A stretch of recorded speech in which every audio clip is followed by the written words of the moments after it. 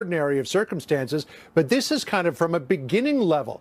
You know, Kim Jong-un had talks with South Korean officials earlier this week. Those South Korean officials came to the White House today to say that Kim is committed to the denuclearization of the North Korean peninsula, and he held out that olive branch for a meeting with President Trump. President Trump, who has said in the past many times he'd be happy to meet with Kim, agreed.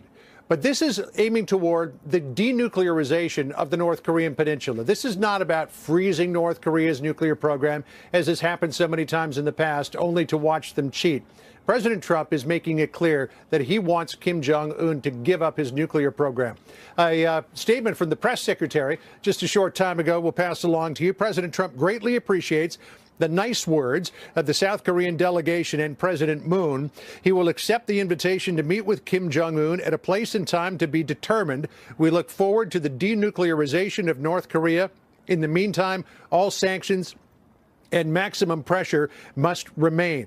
The question of where is probably one of the biggest questions right now. I would assume that President Trump is not going to go to Pyongyang in North Korea to meet with Kim Jong-un. I don't expect that Kim Jong-un would come to the United States because he might fear that he'll be thrown in an American jail and never see the light of day ever again. Not that that would happen. So it may be that they choose potentially South Korea right there along the border in Panmunjom, which will be the site of the talks between South Korea's President Moon Jae-in and Kim Jong-un later in May. Or maybe it's a third country, some neutral country somewhere else in the world where everyone can meet. How did we get to this point? The White House is just walking us through that in a conference call right now.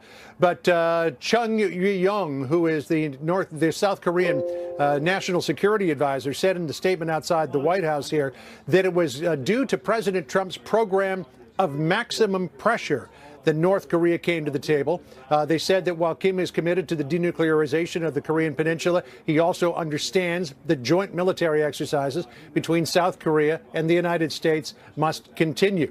Now, President Trump, as you'll remember, Tucker, came under an extraordinary amount of criticism for his tough-minded approach toward North Korea. A lot of people were saying he wanted to start a war with the North. It would seem that exactly the opposite has happened. Rather than the missiles flying, it looks like there will be talks.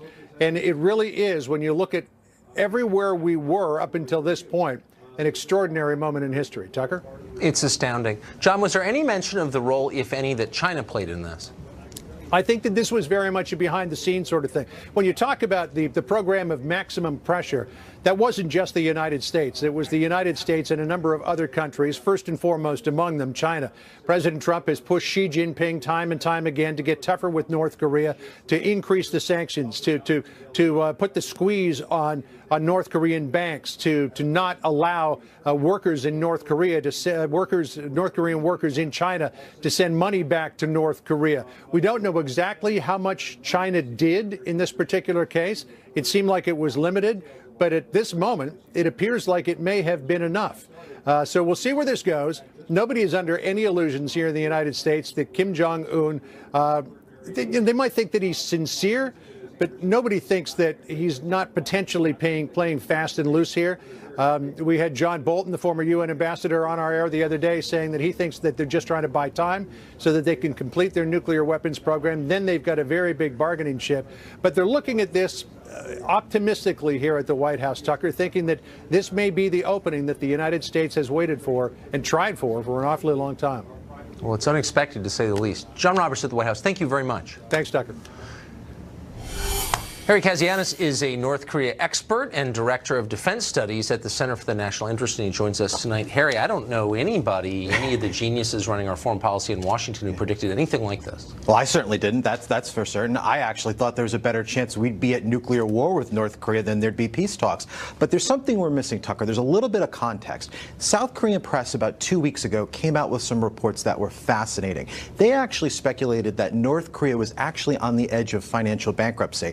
By by October, their foreign exchange reserves are probably going to be exhausted, and their dollar reserves are going to be exhausted. Yes. So that means North Korea is essentially bankrupt. You can't build a lot of nuclear weapons and a lot of missiles when you have no money to do it, to pay all the different spies and people to bring those materials back. Right. You can't also feed your people that way. So I do think the North Koreans might be trying to buy some time here, but I also think that Kim Jong-un's newfound pragmatism, there might be a bigger reason for it. So what do you make of this? Kim pledged that North Korea will refrain from any further nuclear or missile tests.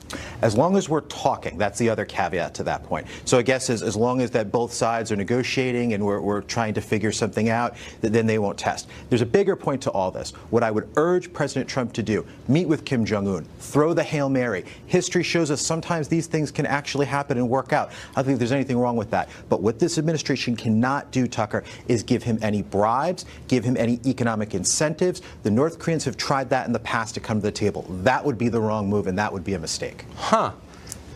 So what is the gambit? Continued pressure, I guess, in the words of South Korea? I think what we need to do is we need to test North Korea's intentions. Maybe they're sincere. Maybe they are willing to come to the negotiating table. Because we have to remember something here. The North Koreans, time is against them. Their economy is a disaster. It's worth something like $14 billion. South Korea's is worth something like $1.2 trillion. Someday the North Korean state will collapse, and I think Kim realizes this. So this may be a historic moment. I never thought I would see this before, probably in decades. So I think Trump has to explore it. And he may be the one president who would actually do this, who would go meet with the North Korean leader. Is he going to stop on his way in Oslo to get the Nobel Peace Prize? He should be given the Nobel. If he lands this, if he closes the ultimate deal of a lifetime, you give that man the Nobel Prize. There's no question. But let's be, I mean, the chances of that are right around zero, I think. There may be around. Of getting the Nobel Peace Prize. Yeah, they gave it to Obama for getting elected, so I didn't definitely do anything. Right, Yeah, I'm aware. Yeah. So you know what? Trump's got to explore that. So what happens? I mean, just to game this out a little bit, and it's obviously this is speculative, but the end game, of course, is reunification. The Korea is becoming one country again. What would that mean for everyone else? It means a lot of good. It means a lot of bad. The bad is the toughest part. The cost to reunify North Korea with South Korea is probably something like $10 trillion. You're talking about having to build roads, bridges, take care of their people. The economics of that would be totally insane. Plus, you would have China and Japan very nervous about what a strong Korea would mean for the region. Just thinking that through is just astronomical. Huh. And China would not be in favor, and Japan would not be in favor. I don't think Japan, I think you could convince them in the long term. China, I think it would be one of their biggest fears. Well, we're thinking ahead. But for the moment, this is really, it's amazing. It's history and again, as usual, no one in D.C. predicted it. Harry, great to see you. Thanks, Tucker. Appreciate it. We've got a lot more on this breaking story later in the show. On immigration now, that was the sleeper issue of the 2016 election. No one in power on either side wanted to talk about it, but voters did. They knew our immigration policy was not serving their interests, and that's why Donald Trump won. You'd think both parties would have learned something from that experience, kind of a big deal. And the message was clear. Voters don't want open borders, and they've said so emphatically. But Congress is still not even pretending to listen. Many Republican members on the Hill are still pushing for a mass amnesty under the Orwellian title of comprehensive immigration reform. And Democrats, well, they've gone completely off the deep end. 20 years ago, Bill Clinton gave speeches, including the State of the Union address, calling illegal immigration a danger to the middle class, because it was, demonstrably. Try saying that now at a Democratic fundraising dinner. You'd be dragged off the stage and charged with bigotry. Democrats are now affirmatively in favor of illegal immigration, not an overstatement. They tried to shut down the government on behalf of illegal aliens. They claim that immigration laws that Congress passed with their support are now illegitimate, and that the officers charged with enforcing those laws are fascists. And of course, they've made all rational conversation impossible by framing the entire issue as a battle in some sort of larger race war. It's shocking, but that's not an exaggeration. Watch this. The Attorney General is trying to distract the American people from a failed immigration system by painting a racist, broad brush of our immigrant community as dangerous criminals. The racists who are driving immigration policy in the White House are defining the agenda for every House Republican and are shaping the brand of the Republican Party, not just as the party who doesn't want poor or Latin American immigrants, but doesn't want brown or black or anyone who isn't white in this country. Since last night, the president put forth a plan. That plan is a campaign to make America white again. The plan she's talking about, of course, would have admitted 3 million non-white immigrants. Talk about demagoguery. Democrats aren't simply the pro-immigration party. They're now the anti-border party, the party opposed to citizenship itself. They don't want the border secured. They oppose the deportation of anyone under any circumstances, even after criminal offenses. They push to give illegal immigrants welfare benefits, driver's licenses, in-state tuition, state-funded attorneys to fight American immigration law. They think Kate Steinle's killer has more rights than you do. When you confront them on any of this, they say that American citizens just aren't impressive enough. They're too fat, too lazy, too addicted to drugs. They demand decent wages. They insist on constitutional rights like, I don't know, freedom of speech, the right to bear arms. All very inconvenient. Some of them said that out loud. Bill Kristol basically said that out loud. Democratic leaders would like to see these people replaced by compliant foreigners who will serve the ruling class without complaint. Well, do voters actually support any of that? Well, actually, they don't. But it doesn't matter. Democrats know if they import enough new voters, they'll be able to run the country forever. Would you want to live in that country? Probably not. But judge for yourself. California Democratic Senator Kamala Harris recently told the rest of us that California, her state, is our future. Listen. These folks are really mired in rolling back the clock in time, and that's not going to happen. California represents the future, and they don't like it, but there you go. Yeah, they don't like it, but California is our future, says future presidential candidate Kamala Harris. What would that mean, actually, if the future were California? Well, California has more poverty than any state. It has the highest number of residents who don't speak English at home. According to U.S. News, it has the lowest quality of life in the entire country, 50 out of 50 states. Housing prices are totally out of control. Homelessness is overwhelming. Go there and see for yourselves. Hypodermic needles literally piling up in the street. The middle class can't flee fast enough. In the past decade, 1 million more people have moved out of California than have moved in. A U-Haul from San Jose to Phoenix costs 10 times as much as a U-Haul going the other way, because no one's going the other way. This is the future that Kamala Harris is boasting about. All this could soon, by the way, be a political problem for Democrats. The midterms are coming up this fall. Democrats are going to win seats for sure. The out party always does. Republicans have made some really dumb mistakes. They're going to win seats. The question is, will they retake Congress? According to all predictions, they should. They've definitely promised their voters they're going to retake Congress. And yet, in spite of all these advantages, they may not. They may fall short. Why? Because their positions on immigration are radical and crazy, and they have no popular support. In a democracy, popular support still matters. Brian Dean Wright is a Democrat. He's also a former CIA operative who says the open borders agenda is not sustainable, virtuous as it may be, and he joins us tonight. So, Brian, what do you mean by that? Why is it not sustainable to let every poor person in the world move here?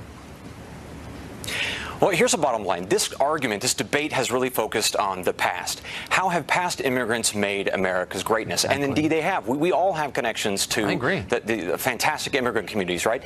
So what's happening now and in the next 15 to 20 years? And what we're seeing is something not related or connected to politics, but actually technology. And what is happening in robotics, automation, and machine learning is it's really effectively making human labor less and less important and relevant. And that's especially true for jobs that immigrants hold, and by the way, blue-collar folks and people of color in inner cities in particular. Exactly. So the Obama administration came out with this study in late 2016, right before they left, and they said, look, we're on the verge of losing jobs. If you have them under $20 an hour, you are likely, and I'm going to quote, going to be automated into obsolescence. Basically, your job's going to go away. And they said if you earn less than $20 an hour, you can forget about any kind of quality of life, right? So these are the kinds of jobs that immigrants take. So we need to be talking about how this technology is going to impact not only people here, but the future kinds of people that we should be embracing as they come into this country, to include a merit-based system. Look, everybody can have a different opinion on whether or not we should be doing this, but we should be talking about what's driving this change, and that change is technology. I mean, previous waves of immigration began at the start of the Industrial Revolution. We're at the end of it. So it's a totally different country with different economic needs. What you just said, I'm going to print out and put at the top of my list of things to worry about. The jobs that previous generations of immigrants held are going to be gone. So this is so obvious, it should be particularly obvious to people in California, which is leading the technological change. Why does nobody say that, ever? It's incredibly frustrating, I think, for those of us who have been looking at this issue very, very closely. So I work with an organization now, or collaborate with an innovation collective that is trying to figure out how do you take care of the people who are already here, re-inspire, re-engage them, particularly in the flyover states, which is an offensive term, but we've embraced it and like, fine, let's do this. How do we fix this country and this economy so that they win? All right? Absent that, who is going to take care of the folks who are already here? Nevertheless, irrespective of the folks that we would be importing down the road, how are we going to pay for the trillion-dollar programs to take care of the people who are already here, let alone bringing in new folks, which about 60% don't have any kind of notable skills?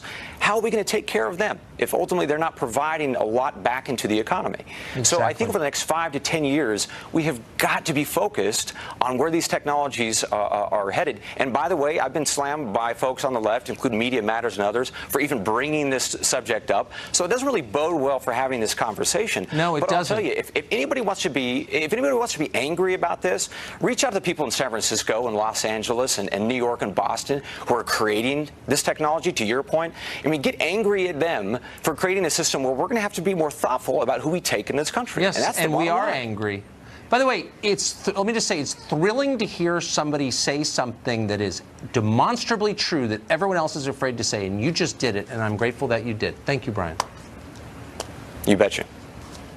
A supporter of the open borders agenda on immigration joins us next to rebut what you just heard. Also, did the president insult North Korea's dictator so much that he actually agreed to a meeting and made disarm?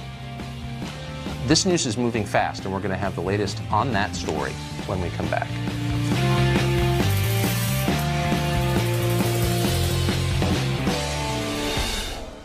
Well, the Democratic Party has become completely radical, as defined specifically by outside the mainstream of public opinion in a democracy. And immigration, that's exactly where they are.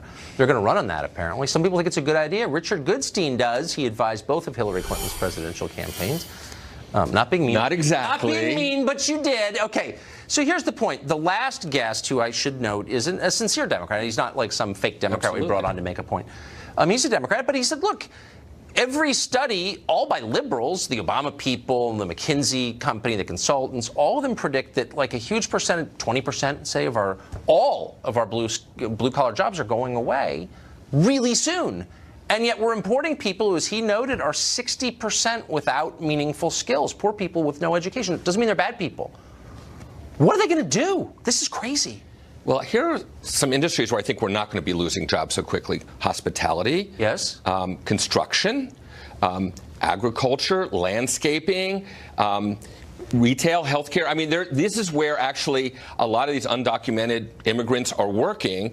And you see what's happening in California, where these businesses are just absolutely caught in a vice. You got ICE on one hand, this California law on the other, basically saying not so fast, and they're losing employees and they're losing customers because people just don't really want to be around them. No, I think most of the jobs you mentioned are designed to serve rich people. And so this policy itself is designed to make sure that everyone in your neighborhood gets cheap housekeepers. I get it. And so the ruling class is in favor of that. But I'm talking about actual jobs, one that you can support a family on. The old industrial jobs that are going away. Right. Why would you ever, in the face of that change, import people who are not prepared to compete in a digital, high-tech economy? Why would you do that? So again, when you talk about importing people, in the Democrats, letting them come. Okay, fine.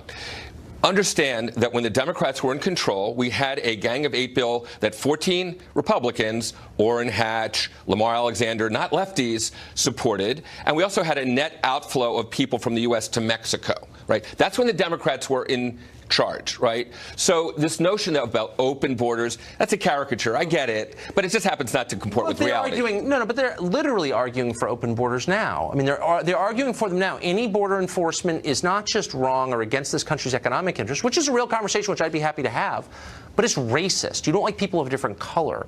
They're basically describing this as a kind of race war. Is there a more divisive way to conduct politics than to say that kind of crap out loud when A, you know it's a lie, and B, you know it's going to leave permanent wounds? Well, again, so Kamala Harris, who you quoted earlier, said, I'm a former prosecutor. If ICE wants to take out gang members and violent criminals and so forth, I'm there, because that's what they should be doing. If somebody's here that's undocumented, that's a violent criminal, get them out. That's what she's been saying. Look, as far as kind of targeting people by race, Jeff Sessions, I'm quite sure, went into California with his program and his lawsuit because the vice was tightening elsewhere in the Trump administration. Stormy Daniels, things weren't looking good for him personally and the administration generally, and it's a good way to kind of talk about the other. Okay, but here's the truth. It is. Lawmakers can debate the wisdom of laws. Okay, that's what they do. Lawmakers should never encourage others to disregard laws, to flout the law, to undermine the law. Their job is to make laws, not encourage lawlessness. Agreed. So if Democrats don't like immigration laws, the ones they voted for in the Congress, why don't they work to change them rather than try to convince people that laws you don't like don't need to be obeyed, which is what they're doing now? Well, what they're saying is that by law, the federal government actually cannot force a state to spend its resources. I mean, it's rich. Will you agree that you have people from Alabama who absolutely stiff-armed the Voting Rights Act, saying now we think the state should really be disempowered and should follow what Washington's saying. Nobody is arguing this. We've been through this ground many times. States are not obligated to enforce federal law. They are prohibited from undermining it, from thwarting it, from obstructing it. And that's exactly what they're doing. And you know it. It's illegal. They're doing it anyway. The lunatic mayor of Oakland, whose actual American citizens are dying because parts of Oakland are terrifying, rather than meet their needs, she's encouraging illegals to escape federal law enforcement. Well, that's obstructing the law. She's advising them of their rights, which if there was some other right, if it was the Second Amendment, you'd say, thank God, Mayor. They don't have rights. They're not American citizens. Well, she's basically and her concern should be for American citizens. She was basically saying, do you not have to respond to a knock on the door? That's kind of a right that you've got. The cops are coming, run. No snitching or whatever. She's another out-of-touch rich lady who doesn't understand that her obligations to Americans, not to foreigners. What law enforcement people would tell you in Oakland and elsewhere in California is that to the extent that the immigrants feel beset upon by the police and by law enforcement, they're less likely to report domestic violence and other things because they just don't want to come forward. Who cares? Okay, look, I'm not against, for the fifth, I'm actually for immigrants. I like them. But shouldn't lawmakers make their bottom line the well-being of citizens? Democrats are not doing that. If they don't win the House, I'm going to come on the show with you and gloat because their views are so out of the mainstream, they may not even win the House. I don't think this is why, if they don't win the House, it's going to be. Because the fact of the matter is, if you look at the polls are no wall. No reduction in immigration, right? And yes, on Dreamers. That's what the polls actually say. Okay. Well, we'll see. Yeah. We said the poll said that, I don't know, in 2016, and Donald Trump won. Although he lost by 3 million votes. We're all so 3 million short, but yeah, he won. Thank you, Richard. Sure. California says the federal government's immigration lawsuit is an act of war, which is why the state of insurrection against American law is in place. A lot of stuff going on in this country. The director of ICE joins us to talk about it.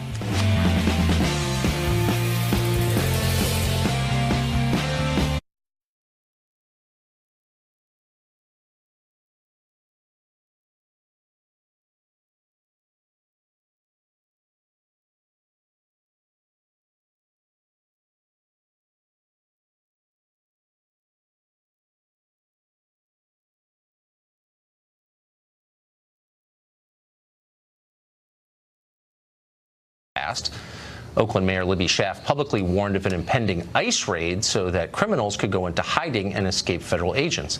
Gubernatorial candidate Gavin Newsom, the former mayor of San Francisco, says that other local leaders should imitate her. Thomas Homan is acting director of ICE, and he joins us tonight. Mr. Director, thanks for coming on. Thanks for having me. So when you have the largest state in the country saying it's illegal for anyone who lives in that state, private citizens, to cooperate with you, a federal law enforcement agency, what does that do to the work you're trying to do in the state of California? It makes our enforcement duties a lot more difficult in the state of California. Rather than taking custody of a criminal alien who's a public safety threat inside this security and the safety of a county jail, right, where we don't have access to weapons, now we are forced to go into neighborhoods, places of employment to locate these public safety threats on their turf, where they could have access to who knows what weapons. My biggest concern is one of my agents is going to knock on the door someday, and he's not going to go home that night. And that's very unfortunate because he should have been able able to apprehend that person in the jail and not be forced to go on his turf to arrest them. So this is making it more dangerous for federal immigration agents. But there's an irony here, because the state of California, its politicians are claiming that you guys are going door to door and rousting the innocent, but you're saying that their policies are making you go door to door. Yeah, look, let's be clear. The sanctuary city policies are forcing our hand, right? For decades, we've had access to county jails. We can take, someone's in the country illegally, they're sitting in a county jail, which means they're not a choir boy. The locals and state officials have made the decision to lock these people up. Well, and for decades, we went to the jail, identified them as illegal aliens, and take them into custody and remove them from the country, remove them from the community. But because they've limited our access to the jails, they don't share information with us. Now we are forced to go in the neighborhoods, which when the governor says he's protecting immigrant communities or the mayor says she's protecting immigrant communities, they're not. They're releasing criminal aliens back into the very communities they live and they victimize. So they're putting the immigrant communities at increased danger of crime, and they put the immigrant community at increased arrest by ICE, because when we go to a home to arrest that target, if we find others, they will be arrested too. So they've actually put them in a bad position. And I'll add this. If they went to the immigrant community and asked the immigrant community, where would you rather have ICE, in a county jail or in your neighborhood, I guarantee they will tell you the county jail. How does it make you feel to hear your agents described, in effect, as bigots, as a domestic Gestapo by Democrats in California? It's an insult to the 20,000 American patriots that work for ICE. These are men and women that get up every day and strap a gun to their hip to defend this nation. They leave the safety and security of their home every day to protect their neighborhoods, to protect the community. And they're enforcing the law that Congress enacted. They're doing their job, they're sworn oath. So it's an insult to many fine men and women. But you don't make the laws, Congress does. So how do you respond when Brian Fallon, who's a former spokesman for Hillary Clinton, says that Democrats ought to run on eliminating ICE? If you look at the work ICE did, how many criminal aliens have we removed from these communities? How much safer have we made these communities? These politicians, they need to talk to the victims of alien crime. Talk to the parents that I talked to that lost children at the hands of criminal aliens. They need to talk to California, the California Sheriff's Association. The governor's sheriffs came out in support of ICE. They did a press release last night. If I can read just one sentence from their press release, it shows Governor Brown is wrong on this issue. This has come from his own sheriffs. We oppose SB 54. The bill was enacted still containing significant liabilities, which include restricting our communication with federal law enforcement about the release of wanted, undocumented criminals from our jails, including known gang members and other serious offenders. His own sheriffs agree with what ICE and DOJ saying. It's shocking. Mr. Truman, thank you for coming on. That was great. Thank you for having me. Good to see you. We have newly released radio transmissions from the Parkland massacre in Florida. They tell us a lot. That's next.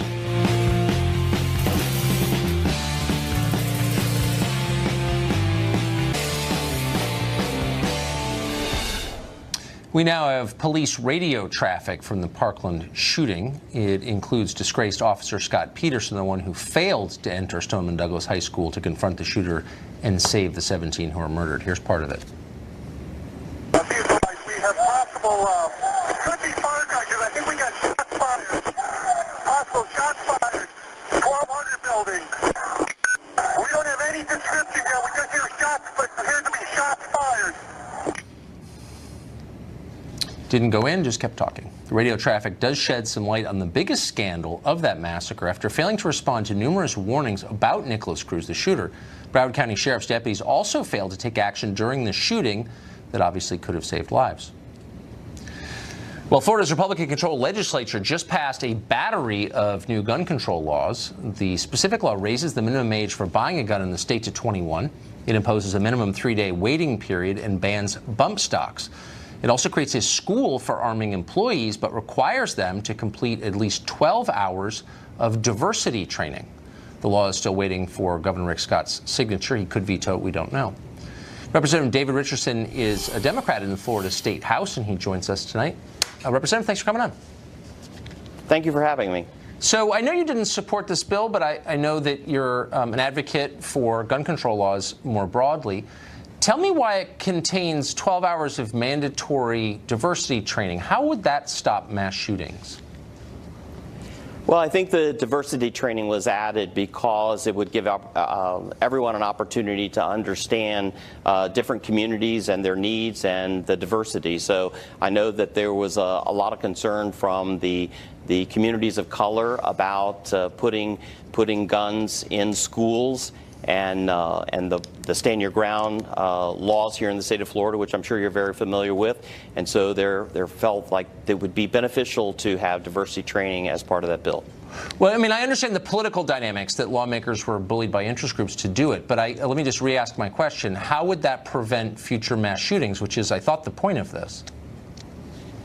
Well, I don't think that speaks to the prevention of the future mass shootings. I think it was added there because the Guardian program was included in the bill, which was part of the bill that I had deep concerns about, and that's why I voted no on the bill. But as you know, the Guardian program would allow school personnel, non-teachers, to be armed to carry guns in schools after an extensive training over 130 hours, and 12 hours of that would have to be in diversity training. Yeah, I mean, it just makes the whole thing seem like a joke to the rest of us because, of course, that's totally unrelated to the supposed justification for the law. So you can see why that would cast some doubt on the intentions of the whole thing. So let me just ask you, so you, I presume you support the part of the law that raises the age for purchasing firearms to 21. I'm not sure we know whether that's going to prevent mass shootings or save life, but just from a constitutional rights perspective, so that's a right specifically mentioned in the Constitution. Okay, it's not like the right to buy alcohol. I mean, it's specifically mentioned. Are there any other rights specifically mentioned, like the right to vote or the right to free speech, that we could kind of bump the age cap up to 21 on? Well, as you know, we limit certain activities. For example, when you can get your driver's license, I Sure. understand those are not constitutional issues. No, they're not. But you're talking about the Second Amendment, of course, and I fully support the Second Amendment. But it's something I think that we need to take a careful look at because, you know, the Second Amendment was written in a time when we had militiamen carrying muskets and pouches of gunpowder, and we don't have that anymore. No, that's and the true. other thing that Wait, sometimes may I just stop you there? No, you you make a fair point. I just want to go back and make sure I understand. You say we need to take a look at the Second Amendment. What do you mean? Revising it, repealing it? What does that mean? I am not in favor of repealing it, but I think that we should take a look at it in the context of when it was written versus today. I don't think the Founding Fathers could have anticipated the type of weaponry we have today. That's true. And the other thing that often gets ignored, may I just say, I'm sorry, but this is important because you're a lawmaker, but they also couldn't have anticipated the internet. They barely just had the printing press. So should we also take a look at the First Amendment? I mean, why wouldn't we if that's how we're going to evaluate our constitutional rights? We have taken a look at the First Amendment several times, and that's why you can't yell fire in a movie theater. But that's basically all you can't do. Any other speech is allowed according to the Supreme Court. But do you think, again, those decisions were before the internet, do you think we should revise the First Amendment to are all constitutional rights up for revision based on technological advances?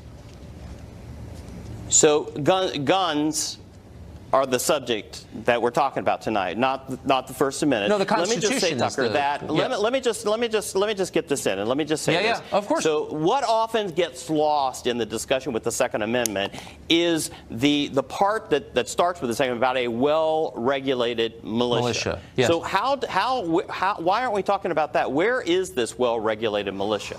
Well, the Supreme Court has actually brought that up at least twice in the past 10 years, and both times specifically said that amendment applies to the individual, not to the militia. So that is a settled legal question. I'm just wondering how the Florida State Legislature is reinterpreting that, but whatever, I guess we'll find out. Congressman, Representative, thank you for joining us. I appreciate that and your explanations. Louis Farrakhan is, of course, a racist, doesn't hide it, anti-Semitic, says that right out loud, and a fixture of the Democratic Party. But no one seems to care in the media. Kind of weird. Mark Stein's been noticing this. He'll join us next to weigh in.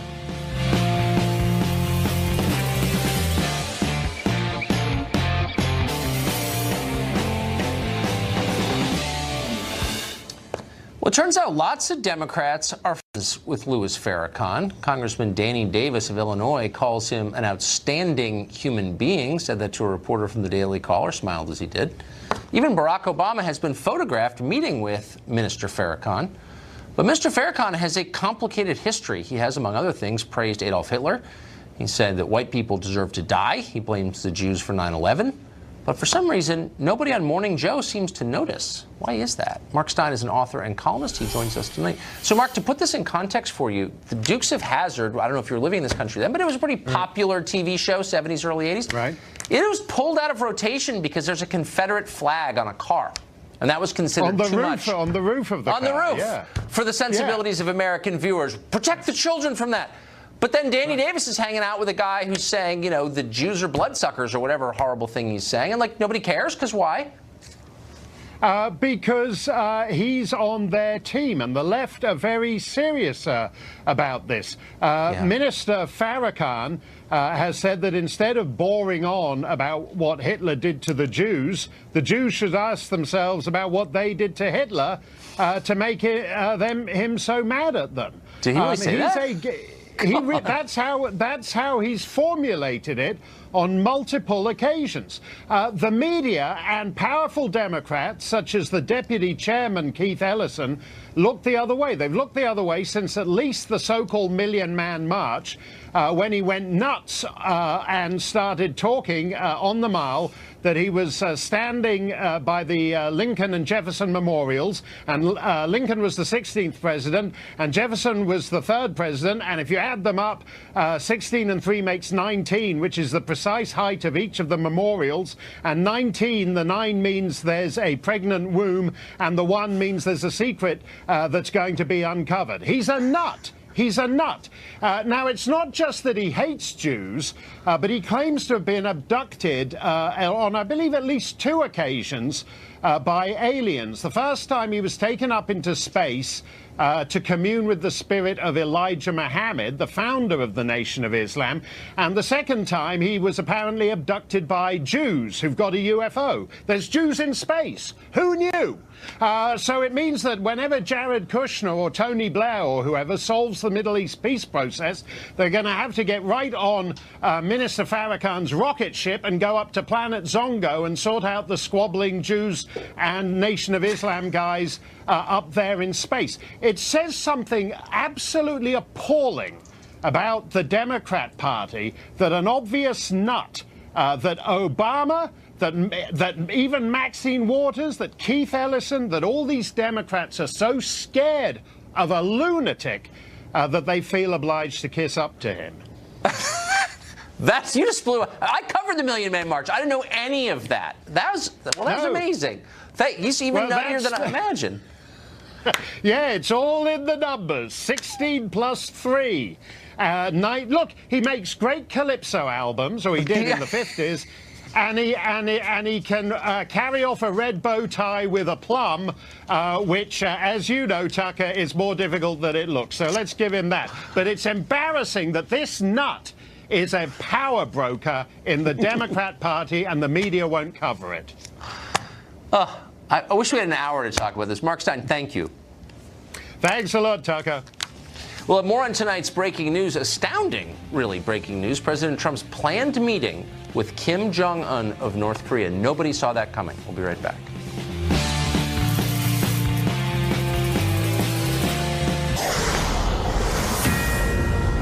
Fox News alert: the Trump administration remarkably planning the first ever meeting between a sitting president and a North Korean leader. Nobody saw that coming. Brad Blakeman is a former member of George W. Bush's senior White House staff, and he joins us tonight. Brad, just as a political matter, as a foreign policy matter, this is shocking news. Yeah. What are the ramifications of it? Well, in Trump vernacular, this is huge. It really is, because it came out of left field, and I think it came out of a policy that was so dramatically different than President Obama. Strategic patience for Obama versus enough BS from Trump. He had it. He put sanctions on. He got the Chinese to do things they were never willing to do under the prior administration, and we gave up nothing for this meeting. Sanctions continue, our joint exercises continue, and there may be a meeting in May with the president. He accepted, but there's a lot of groundwork to be laid before that meeting will be had. What's so interesting, though, is that strategy was greeted in Washington by the same people who said the Iraqis would greet us as liberators with horror. Like, this is insane, and we're going to nuclear war, and you're totally out of control, you don't know what you're doing. Is anybody going to say, you know what, honestly, I was wrong? And I guess it kind of worked. Well, the resistance will never admit that Trump was able to make this breakthrough.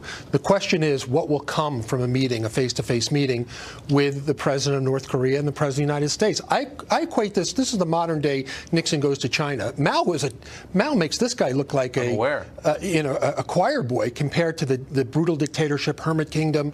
But look, if Trump is able to make even a modicum of difference in turning back the clock on their nuclear program. And this is going to be huge. And it's going to be good for the United States. It's going to be good for the region. And I think China deserves a lot of credit. The South Koreans deserve a lot of credit. But there's a lot of groundwork in the next month or so. For sure. And it may not work, but this is not a step, obviously, anyway, toward war. Last question, could any other president, whatever Trump's, whatever he's not good at, could any other president have done this? It would be hard to believe they could. Why? Is because he's so unorthodox. He's willing to do things that Foggy Bottom would never have entertained, and that's why he goes around people and does things that are totally unexpected. That's a good point. Yeah, the State Department did not do that. Oh my God, of course not. Yeah, of course not.